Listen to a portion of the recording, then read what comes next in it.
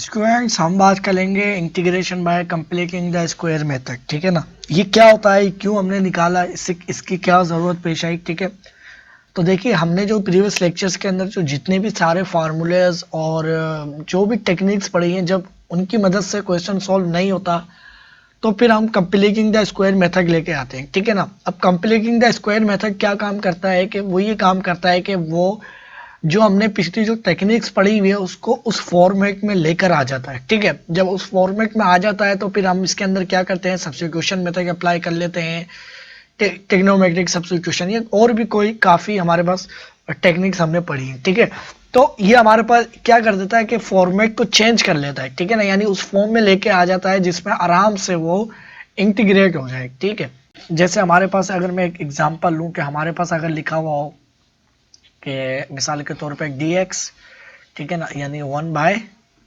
और इधर हमारे पास हो रूट और इधर हमारे पास हो 6x, सही है, और माइनस 4x ले लो, सही, कुछ भी ले लो। ठीक है, अगर इस क्वेश्चन को देखें स्टूडेंट्स तो हमने इस तरह की अभी कोई चीज़ नहीं पढ़ी जिसकी मदद से हम इसको सोल्व कर सकें। ठीक है, अगर आप कुछ हमारे पास जो फार्मूलाज वगैरह थे अगर वो भी देखें तो सारे कुछ इस तरह की हमने टेक्निक ये चीज़ नहीं पढ़ी कि इसको हम सोल्व कर सकें। ठीक है, अगर हमारे पास जो है ना इधर सिर्फ ये होता, सही है, तो फिर ये हमें एक क्वेश्चन लग रहा था। ठीक है, मगर इधर दोनों तरफ एक्स आ रहा है, यानी एक ट्रिग्नोमेट्रिक सब्स्टिट्यूशन से हम इसको इस तरह से सोल्व कर सकते थे, इधर 1 आता।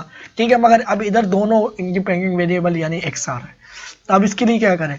तो देखिए अब इसको हम किस तरह से करेंगे। तो देखिए हमारे पास इधर क्या है, एक्स तो मौजूद है। ठीक है, एक्स अगर इधर मौजूद है, अगर मैं इधर रफर कर लेता हूँ तो इसको मैं लिखता हूँ 4x²। ठीक है, यहाँ पर पहले मैं ये वाली वैल्यू लिख लेता हूँ। ठीक है, और प्लस क्या लिखा हुआ है, 6 लिखा हुआ है। ठीक है, अब इसके ऊपर कोई पावर वगैरह नहीं लगा, तब इधर रफर कर रहे हैं सिर्फ। ठीक है, अगर मैं 4 कॉमन लेना चाहूंगा तो मुझे क्या करना पड़ेगा, 4 कॉमन लेने के लिए मेरे पास क्या होगा, मुझे -4 मल्टीप्लाई भी करवाना पड़ेगा और डिवाइड भी करवाना पड़ेगा, दोनों वैल्यूज -4। ठीक है, तो मेरे पास क्या आ जाएगा, -4 इधर बाहर आ जाएगा, तो मेरे पास सिर्फ ब्रैकेट में अंदर क्या बचेगा, x² -6x और डिवाइडेड बाय 4। ठीक है ना, अब ये वाला जो -4 था इसको इसने माइनस कर दिया तो ये प्लस रहेगा। ठीक है, अब मुझे इस तरह से वैल्यूज को चेक देखना है कि मेरे पास जो है ना -4 आ गया। ठीक है, और ये ब्रैकेट में क्या आ गया, x² आ गया और -6x। ठीक है, और इधर क्या आ गया, 4। ठीक है, अब मुझे क्या करना है, इस वैल्यू को इस तरह से बनाना है कि मेरे पास एक परफेक्ट स्क्वायर की फॉर्म में आ जाए। अपनी तरफ से मुझे कुछ एडिशन करनी है। मेरे पास जो है ना x² तो इधर मौजूद है, और मेरे पास ये जो वैल्यू है इधर ये इसको मैं मान लूंगा, ये मेरे पास 2ab है, सही है ना, यानी मेरे पास अगर मैं देखूं तो मेरे पास ये क्या है, x तो आ रहा है, मुझे b की वैल्यू कुछ पुट करनी है। तो b की वैल्यू में किस तरह से रिप्लेस करूंगा, तो देखिए जैसे हमारे पास फार्मूला होता है ना a प्लस b का होल स्क्वायर। ठीक है, तो ये हमारे पास बराबर होता है a² प्लस b²। ठीक है ना, यानी हमारे पास क्या होता है, a², ठीक है, प्लस b²। ठीक है, और इधर हमारे पास क्या आ जाता है, 2ab। ठीक है, अगर इधर देखो तो हमारे पास a² मौजूद है। ठीक है, और हमारे पास जो a जो है ना, यानी हमारे पास ये a, इसका ये 2ab मौजूद है। ठीक है, और ये हमारे पास क्या है, 2ab, सही है। ये तो हमारे पास वैल्यू क्या आ गई, अगर मेरे पास ये x² होगा तो हमारे पास क्या होगा, a, ये वाला a, तो a मौजूद है इधर। ठीक है, और अब मुझे इस वैल्यूज को मुझे b इस तरह से लेना है, b की वैल्यू के वो एग्जैक्टली इसी के बराबर है। अब मैं b क्या लूं, देखिए तो स्टूडेंट्स अगर मैं इसको तोड़ लूं वापस से, यानी मैं तोड़ के मिसाल के तौर पे इधर मैं लिख लेता हूं 4, इधर 4 आ गया। ठीक है, और इधर हमारे पास क्या आ गया, a²। ठीक है, माइनस इधर मैं लिखता हूं 2 मल्टीप्लाई 3 लिख सकता हूँ, 6 के बराबर है, और इधर मेरे पास क्या आ गया, 4 आ गया, और इधर मेरे पास क्या आ गया, x आ गया। तो अब एग्जैक्टली हमें मालूम हो गया कि हमारे पास ये जो x है ये क्या है, a आ गया। ठीक है, सही है ना, बल्कि मैं इसको यहाँ पर ऐसे कर लेता हूँ, बल्कि और इस तरह से कर लेता हूँ, ये हमारे पास 2 आ गया। ठीक है ना, और मेरे पास क्या आ गया, x आ गया। ठीक है, और इधर मैंने क्या लिख दिया, 3, सही है। अब देखिए ये वाला जो 2 है इससे मल्टीप्लाई होकर वापस क्या आएगा, 6 आएगा। ठीक है, और इधर इसके साथ में 4 लिख लेता हूँ, इसके साथ में इसलिए लिख रहा हूँ क्योंकि हमारे पास क्या आ गया, a²। ठीक है भाई, फिर हमारे पास क्या होता है, माइनस, हमारे पास क्या होता है 2 फार्मूले का, अगर इधर माइनस होता है तो ये भी माइनस होता है, तो हमारे पास फार्मूले का 2 आ गया। ठीक है, और हमारे पास a क्या था, x था, तो x भी आ गया। तो इसका मतलब है ये हमारे पास क्या है, b है। तो हमारे पास b की वैल्यू क्या हो जाएगी स्टूडेंट्स, 3/4 का होल स्क्वायर। सही है, एग्जैक्टली हमारे पास ये वैल्यूज आई है। अगर आप खुद से भी चेक करो तो आपको मालूम हो जाएगा, ठीक है। और आपको बिल्कुल ही नहीं पता तो फिर मैं आपको रिकमेंड करूंगा कि आप वो वाले लेक्चर देखिए, कंप्लीट द स्क्वायर जो होता है उसके सारे मैंने पढ़ाए हुए हैं, ठीक है। और अब देखिए मैंने अपनी तरफ से एडिशन करी तो सब्ट्रैक्शन भी करना पड़ेगी, तो मुझे क्या करूंगा 3/4 का होल स्क्वायर, ठीक है, उसको ब्रैकेट बंद कर लूंगा, ठीक है।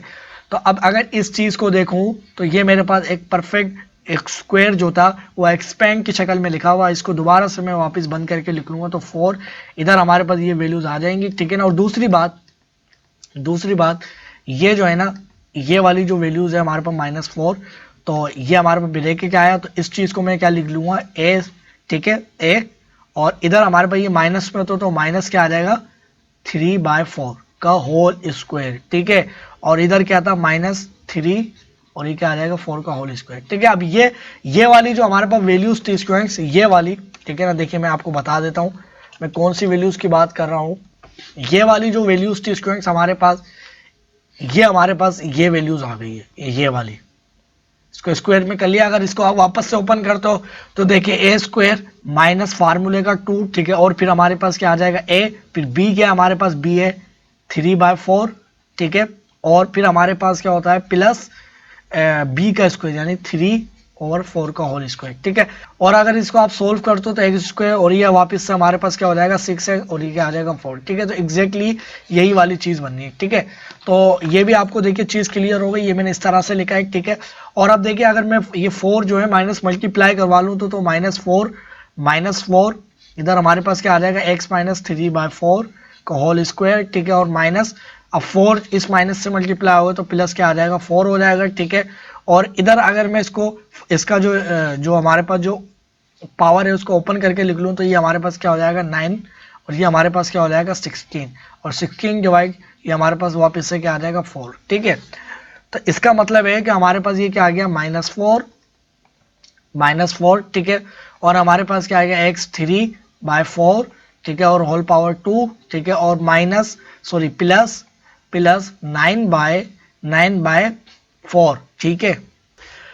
अब स्टूडेंट्स अगर हम अपने क्वेश्चन की तरफ वापस आए, ठीक है, अब वापस आए तो अब देखिए हम क्या करेंगे इधर सिंपली हमारे पास क्या आ गया इंटीग्रल साइन 1/1 हमारे पास जो होल पावर थी वो एज इट इज, और अंदर जो हमारे पास जो वैल्यूज थी ना, जो हमारे पास अंदर क्या वैल्यूज थी वो किसके बराबर थी, वो हमारे पास थी 6, यानी हमारे पास ये वाली जो सारी वैल्यूज थी जो स्टूडेंट्स ये हमारे पास इसके बराबर थी, ठीक है ना, ये माइनस ये इसके बराबर थी, ठीक है। तो ये देखिए अब किसके बराबर आई है।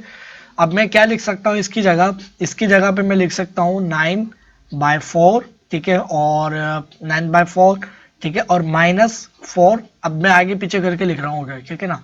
और ये क्या आ गया x -3/4 की होल पावर 2, ठीक है। अब स्टूडेंट्स इधर जो है ना इसको अगर हम देखें तो हमारे पास जो हमने ट्रिग्नोमेट्रिक जो सब्स्टिट्यूशन पढ़ी एग्जैक्टली हमारे पास वही फॉर्म बन रही है। वो किस तरह से बननी है कि हमने ये पढ़ा था कि अगर हमारे पास जैसे कुछ हमारे पास जैसे 1 हमारे पास a स्क्वायर -x² इस फॉर्म में कुछ क्वेश्चन होगा, ठीक है। तो इसके अंदर हम क्या करेंगे x = क्या पुट करेंगे a टाइम्स साइन थीटा, ठीक है। तो और हमने ये भी पढ़ा था कि अगर हमारे पास इसके अलावा 2 और पढ़ी थी, ठीक है ना, वो नहीं लिखता हूँ। अगर ये हम देखें तो हमारे पास ये क्या आ गया a आ गया और इधर क्या आ रहा है, इधर हमारे पास कांस्टेंट भी आ रहे हैं कोफिशिएंट भी आ रहे हैं, मगर इधर डोमेन भी है यानी x वेरिएबल भी आ रहा है। तो इधर हम देखें तो ये x बनना है और इधर देखें तो सिर्फ कांस्टेंट है, ठीक है। तो स्टूडेंट्स अगर मैं इस चीज को x मानूं और इसको अगर मैं b मानूं तो एग्जैक्टली मेरे पास ये वाली चीज बन सकती है, ठीक है। तो इस पूरी चीज को जो है ना, इस पूरी चीज को क्या मैं मान लेता हूं, इधर मैं इसको मान लेता हूं कुछ y या x मान लेता हूं, ठीक है, यानी u मान लेता हूं।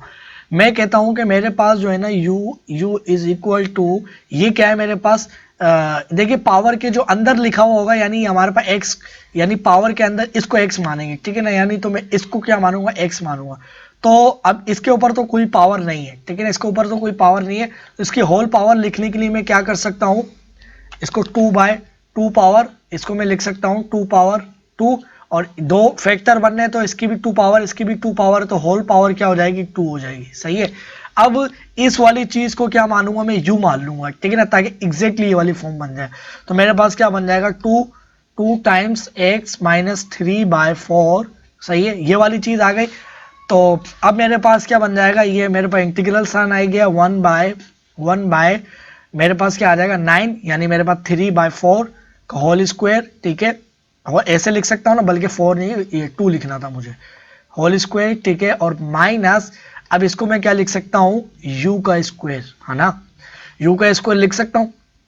और मेरे पास क्या है, dx आ गया, और इसके ऊपर क्या है, ऐसे इस तरह से रूट है। अब एग्जैक्टली हमारे पास ये वाली चीज बन रही है, ठीक है, मगर मसला इधर आ रहा है कि इधर हमारे पास क्या x है, और इधर जो डोमेन आ रही है वो क्या आ रही है, u आ रही है। तो मुझे किसी तरह से इसको भी u बनाना है, ठीक है। तो अब u बनाने के लिए मैं क्या करूंगा इसको, तो जरा देख लेते हैं, ठीक है ना। तो मेरे पास ये किसके पास जा रहा है, इंडिपेंडेंट वेरिएबल जो है वो x है, तो मेरे पास क्या बन जाएगा, du/dx, सही है। तो मुझे इसको डिफरेंशिएट करना पड़ेगा, तो मेरे पास जो है वो 2 बाहर आ जाएगा, और मेरे पास जो डिफरेंशिएशन होगी वो सिर्फ किसकी होगी, x माइनस 3/4 की, ठीक है, और विद रिस्पेक्ट टू dx हो जाएगी, ठीक है।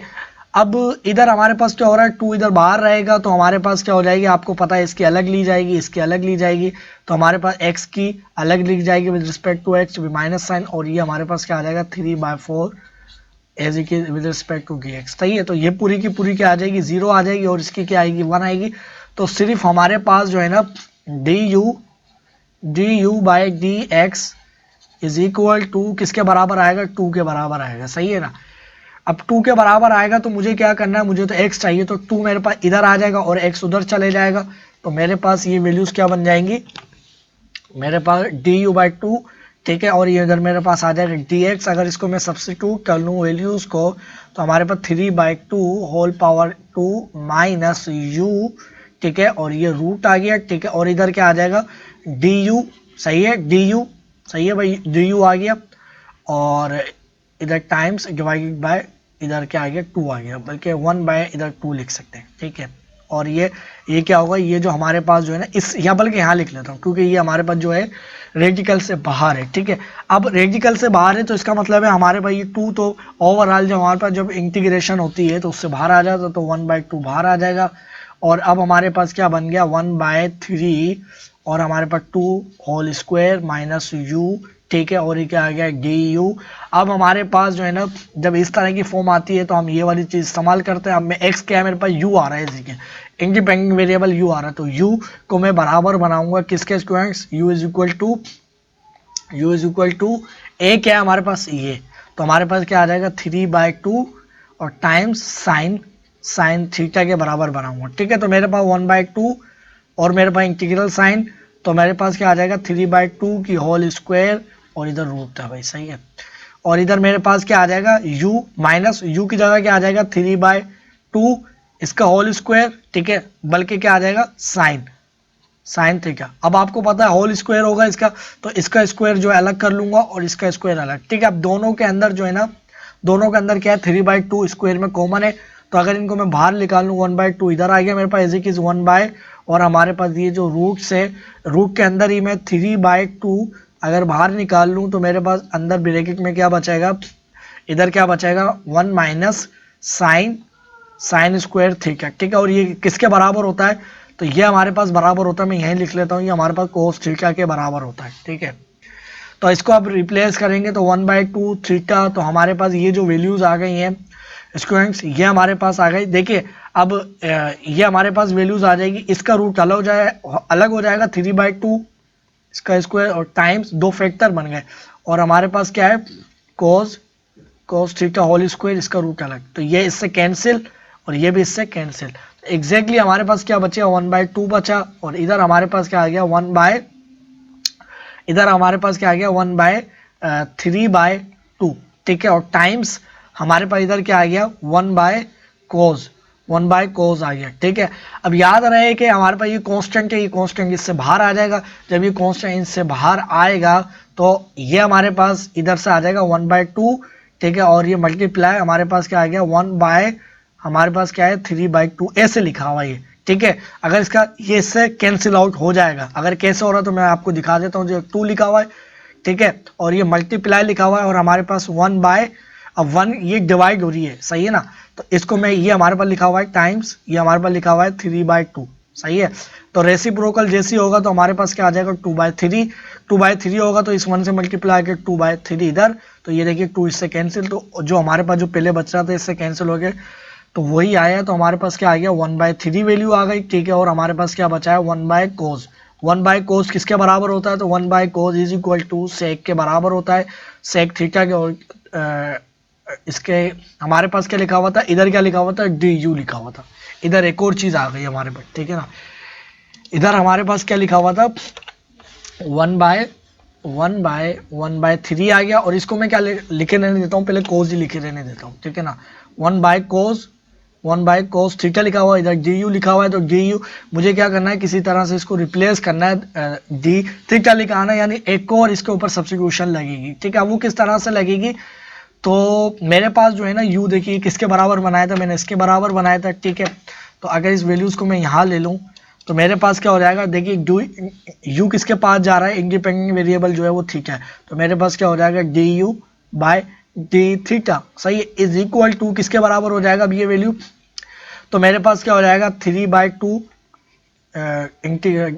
डिफ्रेंसिएशन से बाहर आ जाएगा, और ये क्या आ जाएगा डी थीटा, तो ये आपको पता है किसके बराबर होता है, तो कोस के बराबर होता है, तो हमारे पास जो वैल्यूज आई है वो किसके बराबर आई है, कोस के, कोस थीटा के। तो मुझे क्या चाहिए, डी यू को रिप्लेस करना है उधर, तो जो डी थीटा जो डिवाइड हो रहा है उधर जाके क्या हो जाएगा, मल्टीप्लाई हो जाएगा, ये यहाँ पर आ जाएगा। तो अब मैं क्या कर सकता हूँ, मेरे पास आ जाएगा 1/, सॉरी इधर मैं एक मिनट इसको सही कर लेता हूँ, ठीक है ना। तो 1/3 इंटीग्रल साइन 1/cos, ठीक है, और इधर क्या आ गया du। अब du को क्या लिखूंगा, du को लिखूंगा 3/2 और क्या आ जाएगा cos थीटा, सही है। तो ये देखिए ये इससे कैंसिल, ये इससे कैंसिल, ये 3 इससे कैंसिल, ठीक है, और ये हमारे पास जो 2 है वो बाहर आ जाएगा, तो 1/2 बाहर आ गया, और इंटीग्रल में इधर क्या बचा है, कुछ भी नहीं बचा है, सिर्फ 1 बचा है, सही है, और डी थीटा लिखा हुआ है। तो इसका मतलब है इधर हमारे पास थीटा की पावर 0 लिखी हुई है, 1 है, तो इसका मतलब थीटा की पावर 0 है। पावर रूल लगेगा तो 1 प्लस, और डिवाइड भी होगा 0 + 1 डिवाइड होगा, तो हमारे पास क्या आ जाएगा 1/2 और थीटा, ठीक है, थीटा पावर 1, ठीक है। अब ये इसका था स्क्वायर फाइनल आंसर, यानी θ/2 इसका आंसर आया, और सम कांस्टेंट सी, ठीक है। और दूसरी बात, अगर हम शुरू के अंदर देखें, जब हमने ये क्वेश्चन लिया था, तो हमारे पास जो अगर इधर कोई मिसाल के तौर पे लिमिट होती, यानी 1 से लेके 3 था या कुछ भी, तो वो x के अंदर पुट होती, ठीक है। अब इधर हमारे पास कभी हमने u लेकर आए, कभी हम थीटा लेकर आए, तो इधर मुझे क्या करना है, ओवरऑल इसको खत्म करके क्या लेके आना है, x लेके आना, ताकि अगर हमारे पास अगर वो डेफिनेट इंटीग्रल होता तो फिर हम वो x के अंदर वैल्यूज पुट कर सकते हैं, ना कि थीटा के अंदर, ठीक है।